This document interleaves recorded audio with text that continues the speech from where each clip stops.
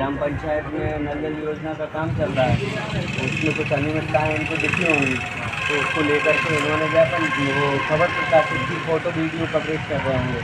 सरपंच पुत्र आए, उन्होंने डायरेक्ट आकर के गालियाँ बकीं कि मैं तेरी तो पत्रकारिता निकाल दूँगा,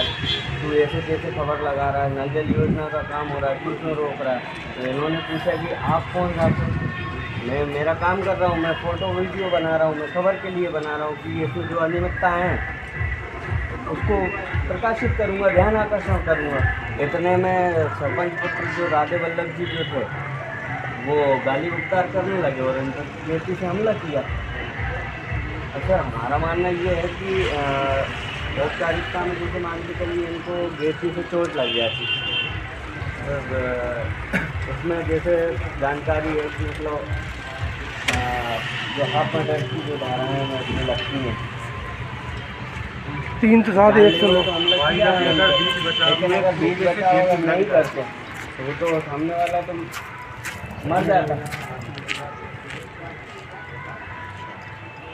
तो सर ये थोड़ी सी हमारी मांग ये थी कि उन पे जो है 109 की कार्रवाई होनी चाहिए है। सर मोबाइल भी छीना गया था, इसकी वीडियो भी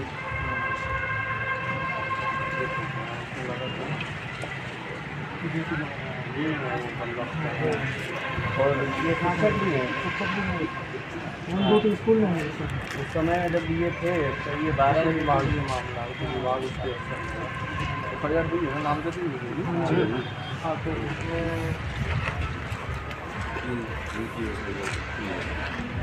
सर इन पे भी मामला दर्ज कर लिया गया, उनके आवेदन पर सर ये तो FIR की कॉपी और वो प्रतिवेदन जो DO को जाएगा, अब DO उसको विभाग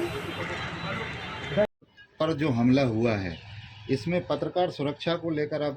क्या मांग करते हैं? देखिए, मैं जहाँ तक आपको बताऊं कि ये संगठन का मामला है, श्रमजीवी पत्रकार संघ, और उसके सदस्य के साथ जो हमला हुआ है वो कहीं ना कहीं एक भ्रष्टाचार की खबर लगा करके भ्रष्टाचार को उजागर करने का प्रयास कर रहे थे। लेकिन इन भ्रष्टाचारियों के द्वारा ऐसी खबरें ना लगाई जाएं, इनको लेकर के ये इस तरीके की जो है हमला करते हैं और पत्रकारों की आवाज़ को दबाने का प्रयास किया जाता है। जैसा कि राधे वल्लभ शर्मा जो सरपंच पुत्र हैं, मुझे लगता है कि नल जल योजना में उनका पंचायत से रिलेटेड कोई मामला नहीं होगा, लेकिन फिर भी मनीष शर्मा जी द्वारा जो कवरेज कर रहे थे, वहाँ पर राधे वल्लभ शर्मा जी के द्वारा जानलेवा हमला किया गया। ये कहीं ना कहीं एक भ्रष्टाचार की तरफ निगाह देखी जा सकती है कि भ्रष्टाचार को उजागर करने के लिए मनीष शर्मा जी कवरेज कर रहे थे और उनकी आवाज़ को दबाया गया। तो ये कहीं ना कहीं पत्रकारों की आवाज़ को दबाया जा रहा है और प्रशासन के द्वारा भी जो सपोर्ट मिलना चाहिए पत्रकारों को वो नहीं मिल पा रहा है। तो उसको लेकर के आज हमने मनीष जी के समर्थन में जो है ज्ञापन दिया है और उसमें मांग की है कि उनमें धाराओं में थोड़ी सी बढ़ाई जो सरपंच पुत्र के द्वारा हमला किया गया है वो बेहद ही निंदनीय है। शासकीय कार्य में सेवारत होने के बाद भी इस तरीके के कृत्य करना अशोभनीय है। उन्हें सरपंच पुत्र होने के साथ साथ ये भी देखना चाहिए कि वे एक शासकीय कर्मचारी है। श्रमजीवी पत्रकार संघ इसकी घोर निंदा भी करता है। साथ साथ में आज सभी पत्रकार लटेरी इकाई के ज्ञापन देने के लिए एकत्रित हुए हैं और इसमें हम मांग करते हैं वरिष्ठ अधिकारियों से कि निम्न धाराएं जो बनती हैं उनके तहत कार्रवाई की जाए और संबंधित साथी पत्रकार पर जो झूठी FIR की गई है उसे निरस्त की जाए। साथ में जिला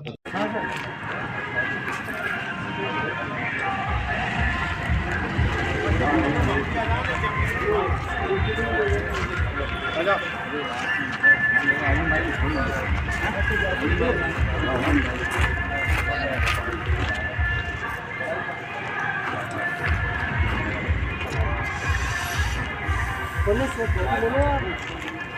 एक फोन सामने से ऐसे है ना, पुलिस का काम जब से आएगा तो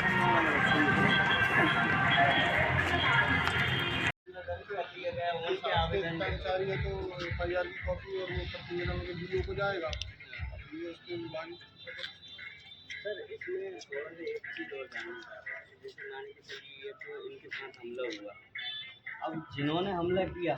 उनकी तरफ से भी FIR हो गई।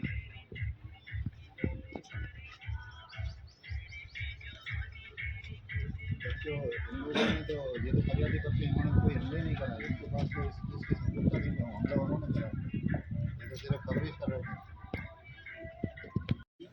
जिस खबर में मतलब नल जल योजना का जो काम चल रहा था उसमें काफ़ी अनियमितता आई थी, इसको लेके मैंने एक खबर प्रकाशित की थी नल जल योजना के अंतर्गत। तो उसका आनंद ग्राम पंचायत आनंदपुर की थी, आनंदपुर में ठेकेदार के कर्मचारी जो काम कर रहे थे उसको लेके खबर थी। तो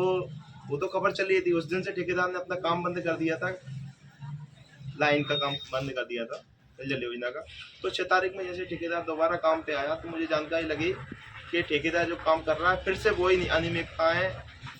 कर रहा है जो पूर्व में उसने संचालित की थी, जिसकी खबर मैंने प्रकाशित की थी। तो मैं पुनः उसकी खबर बनाने के लिए जैसे ही जाओदी चौराहे पे पहुंचा, वहां पे मैंने देखा कि राधे वल्लभ शर्मा जो कि सरपंच पुत्र है और अपनी पूर्ण भूमिका सरपंच के रूप में निभाता है आनंदपुर में और एक शासकीय शिक्षक भी है, तो वह उस जगह पे मौजूद था। तभी मैंने एक